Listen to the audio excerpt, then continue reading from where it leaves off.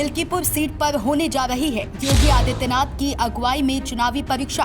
भाजपा के दो मंत्रियों की नाराजगी पर समाजवादी पार्टी ने डंके की चोट पर कर दिया ऐलान। चुनाव आयोग के ऐलान से मिल्कीपुर सीट पर मचा हड़कंप। दोस्तों, यूपी की सियासत में बहुत बड़ा धमाका होने वाला है।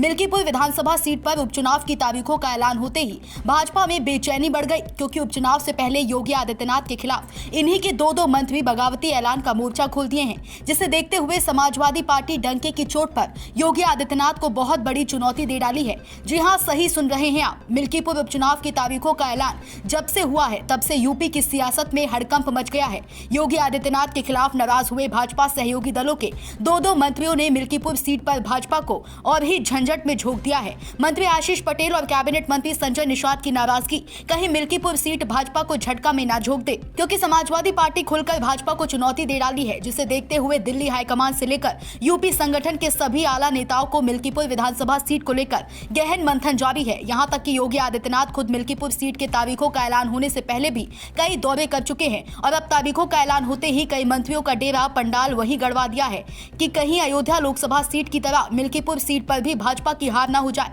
क्योंकि ये चुनाव योगी आदित्यनाथ की प्रतिष्ठा का सवाल है। मिल्कीपुर सीट के तारीखों का ऐलान होते ही भाजपा प्रवक्ता समाजवादी पार्टी पर तगड़ा बयान दिया है। मिल्कीपुर में चुनाव की धुंधुभी बज गई है।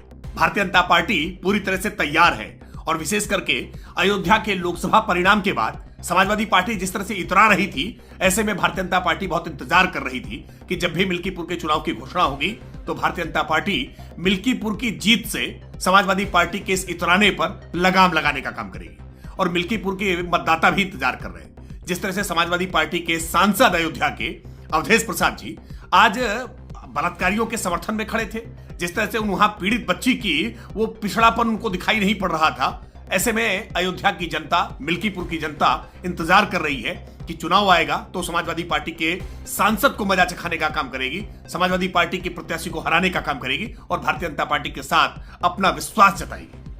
चुनाव आयोग के तारीखों का ऐलान होते ही समाजवादी पार्टी के मुखिया अखिलेश यादव और अयोध्या सपा सांसद अवधेश पासी ने डंके की चोट पर योगी आदित्यनाथ को ललकार रहे हैं। अयोध्या सपा सांसद अवधेश पासी ने कहा कि योगी आदित्यनाथ मिल्कीपुर विधानसभा सीट पर चाहे जितनी बार आ जाएं और चाहे जितने मंत्री को लगा दे, पर मिल्कीपुर विधानसभा सीट समाजवादी पार्टी ही जीतेगी। वहीं अवधेश पासी का ये बयान आते ही कांग्रेस पार्टी के प्रदेश अध्यक्ष अजय राय ने भी बड़ा धमाका किया है। अजय राय ने समाजवादी पार्टी का खुलकर समर्थन करने का ऐलान किया। कहा, जो हमारे साथ हैं, मैं उनका खुलकर समर्थन करता हूं और मिल्कीपुर सीट जिता कर लाएंगे।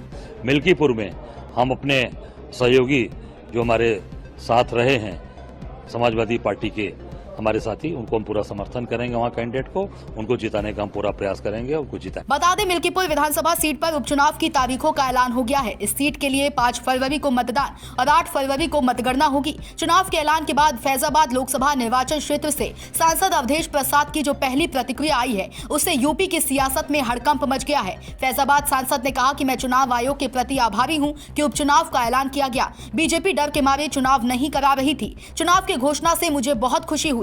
जीत समाजवादी पार्टी की होगी। जनता मिल्कीपुर में चुनाव का इंतजार कर रही थी। साल 2012 के विधानसभा चुनाव में मिल्कीपुर की जनता ने मुझे जिताया था। अखिलेश यादव की जय जयकार हो रही है। बीजेपी के चलते हमारा किसान और युवा परेशान है। सियासी पंडितों का मानना है कि उपचुनाव से पहले योगी आदित्यनाथ के खिलाफ दो मंत्रियों की नाराजगी कहीं मिल्कीपुर सीट पर भारी न पड़ जाए, क्योंकि भाजपा और योगी आदित्यनाथ की सरकार को जिस तरह से भाजपा के सहयोगी दलों द्वारा डंके की चोट पर चुनौती दी जा रही है, उससे मामला बड़ा ही भयंकर फंस सकता है। फिलहाल चुनाव के बाद ही पता चलेगा कि कौन कितने पानी में है। Bureau report, Sumit Sharma, same TV digital.